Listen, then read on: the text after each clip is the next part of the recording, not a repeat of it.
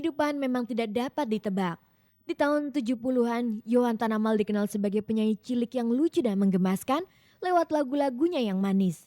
Tetapi siapa sangka di masa dewasanya putri tunggal pasangan artis Tante Yosepa dan musisi Enteng Tanamal ini terlibat dalam ketergantungan narkoba.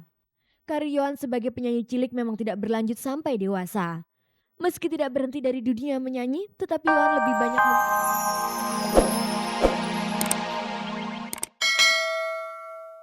Untuk itu sementara ini Dian Nitami berhenti total dari aktivitas keartisannya. Apakah dalam hal ini ada pengaruh dari Anjas Mara?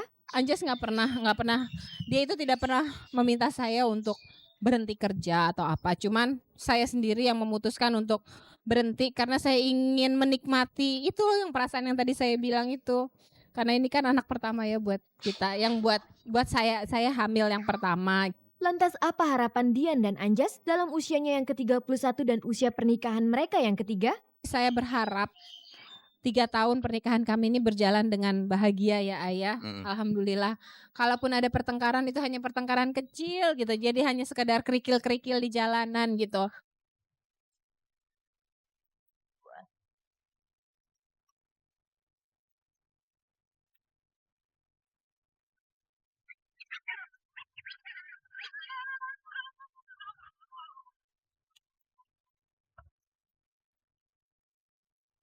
Ada pula berita menarik lainnya dari tokoh pendidikan Dr. Arif Rahman MPD.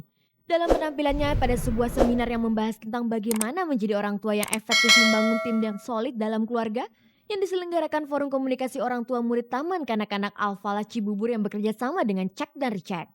Dalam kesempatan itu Arif menjelaskan bagaimana sebenarnya menjadi orang tua yang efektif dalam keluarga. Dia harus menguasai pola asuh yang sehat dalam rumah tangga. Lalu yang kedua, dia tahu betul target kepribadian anak yang seperti apa yang dia akan cetak. Gitu. Saya ambil contoh, yang satu takwa, yang kedua anaknya itu berani ambil risiko, sehingga dia tidak canggung. Lalu anaknya harus demokratis gitu.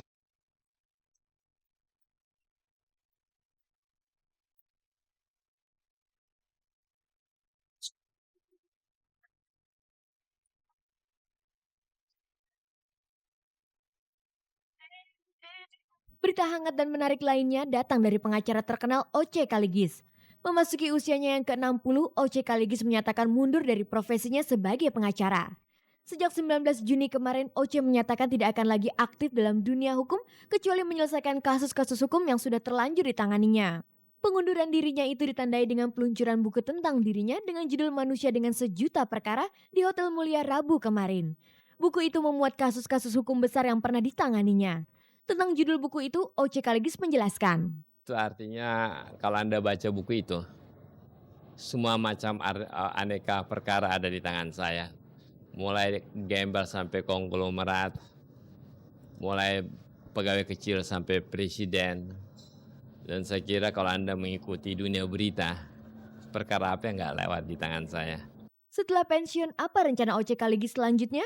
Tanggal 24 saya mengajar di Bank Indonesia. Habis itu malamnya saya terbang ke Bandung aja di Sespim. Balik barangkali saya ke Jerman untuk telekonferensi Habibie. Saya mesti menyelesaikan kan. Habis itu saya mengawasi si generasi penerus untuk bagaimana mengenai perkara-perkara yang mereka lakukan. Nah, jadi saya masih mesti kira-kira dalam waktu 6 bulan ini masih harus memberikan bimbingan kepada mereka. Saya yakin mereka sudah siap untuk itu.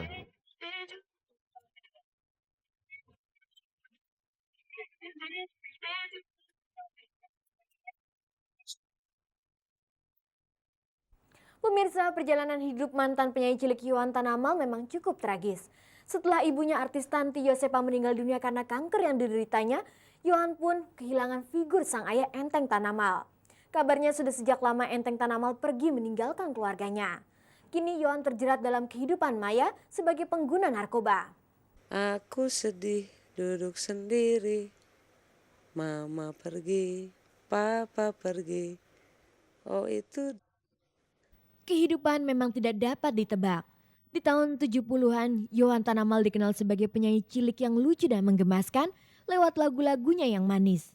Tetapi siapa sangka di masa dewasanya, putri tunggal pasangan artis Tante Yosepa dan musisi Enteng Tanamal ini terlibat dalam ketergantungan narkoba. Karir Yohan sebagai penyanyi cilik memang tidak berlanjut sampai dewasa. Meski tidak berhenti dari dunia menyanyi, tetapi Yohan lebih banyak menyanyi untuk acara-acara rohani. Dengan begitu, karirnya di dunia musik mulai tenggelam seiring dengan pertambahan usianya. Namun masyarakat dikejutkan ketika pada tanggal 6 Juni lalu, Polsek Tebet Jakarta Selatan menangkap Yohan Tanamal beserta teman-temannya di sebuah rumah kos di daerah Manggarai di saat tengah pesta Putau. Berita itu tentu saja menjadi ramai dengan publikasi media. Lewat media, masyarakat seolah menemukan sosok gadis kecil lucu dan mengemaskan yang menghilang dan kini bertemu dengan sosok yang berbeda. Yohan bukan lagi si kecil yang lucu, tetapi berubah menjadi sosok wanita yang tomboy dan cuek. Lebih memprihatinkan lagi, Yohan sekarang adalah pengidap narkoba. Semenjak mama nggak ada ya, itu sempat saya coba tahun 99 sampai 2000 ya, kurang lebih. Ya terus baru belakangan inilah 2001 ya sempat saya clean ya. Terus mulai beberapa bulan belakangan ini, kurang lebih 3 bulan belakangan ini, ya itu balik-balik lagi, semua manusia kan punya kekurangan. Istilahnya saya kilaf gitu loh. Yohan Tanamal mengaku kehilangan kendali hidup sejak ibunya artis Tanti Yosepa meninggal dunia karena serangan kanker beberapa tahun silam. Menurut Yohan, sejak ibunya bercerai dengan sang ayah Enteng Tanamal, ketika ia masih kecil dulu, Tanti Yosepa adalah orang terdekat Yohan. Karenanya ketika sang mama meninggal dunia, Yohan merasa sangat kehilangan. Karena selama ini saya hanya bisa ngomong ke mama gitu loh. Dan mama bukan hanya jadi pendengar, tapi mama lah yang kasih masukan-masukan untuk hidup. Bukan masukan untuk nasihat aja, tapi untuk hidup gitu loh. Untuk hidup saya melangkah, gimana saya harus melangkah. Dan dengan tidak adanya mama, blank. Bagi Yohan sendiri, ia sudah cukup lama kehilangan figur sang ayah. Tepatnya sejak sang ayah meninggalkan keluarganya karena perceraian. Saya cukup terima kenyataan kalau papa mama sudah tidak bisa cocok lagi, dan ini jalan yang terbaik. Meskipun saya nggak terlalu dekat dengan papa, tapi apa yang mama pesankan ke saya, biar bagaimanapun saya harus hormati papa karena dia adalah papa saya. Lalu siapa yang merawat dan memperhatikan Yohan dengan sang adik setelah Tanti Yosepa meninggal? Yang pasti ada yang perhatikan saya, dan itu sangat saya hargai sekali. Karena saya merasa benar-benar setelah mama nggak ada, saya itu sendiri. Selain itu juga ke bude saya, ke Mama Din, saya manggil semua mama ya. Sejak Yohan tertangkap, apakah Enteng Tanamal sudah pernah menjenguknya? Sempat, tapi saya belum ketemu muka. Sampai saat ini saya belum ketemu muka. Karena terlalu banyak pers ya, jadinya agak sedikit sulit. Sebenarnya bagaimana hubungan Yohan sendiri dengan Enteng Tanamal saat ini? Memang ada jarak ya, tapi saya coba untuk adaptasi gitu loh. Meskipun udah agak telat ya, karena saya udah melalui masa remaja saya dan saya udah menginjak usia kepala 3, itu kan udah adaptasinya agak sedikit sulit. Kembali ke masalah keterlibatan Yohan dengan narkoba. Apa rencana Yohan untuk menyelamatkan dirinya dari pengaruh narkoba? Ya beberapa kali saya coba ya, tapi nggak melalui rehabilitasi itu, hanya melalui psikiater aja. Dan pada saat kejadian ini, yang saya ingat hanya satu pepatah ini, yaitu di balik bangkai itu ada madu. Bangkai itu kan kotor, menjijikkan, maaf, bau ya. Kalau kita nggak mau terima itu, gimana kita mau bisa dapat madunya gitu loh. Madu itu kan kebahagiaan, kedamaian, manis ya kan, sesuatu yang indah. Lalu bagaimana pula reaksi Din Novita, kakak kandung Tanti Yosepa mengenai masalah yang dihadapi keponakannya Yohan Tanamal ini? Saya sebagai tantenya, juga pengganti ibunya, ya saya sedih sekali. Apapun, siapapun yang kena masalah narkoba, saya pasti akan menjerit hati saya. Karena saya bisa merasakan ya, kayak apa hancurnya seorang keluarga.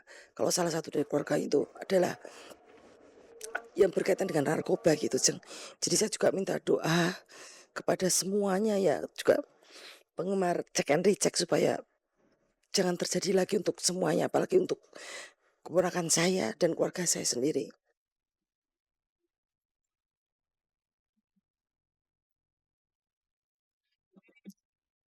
Iya.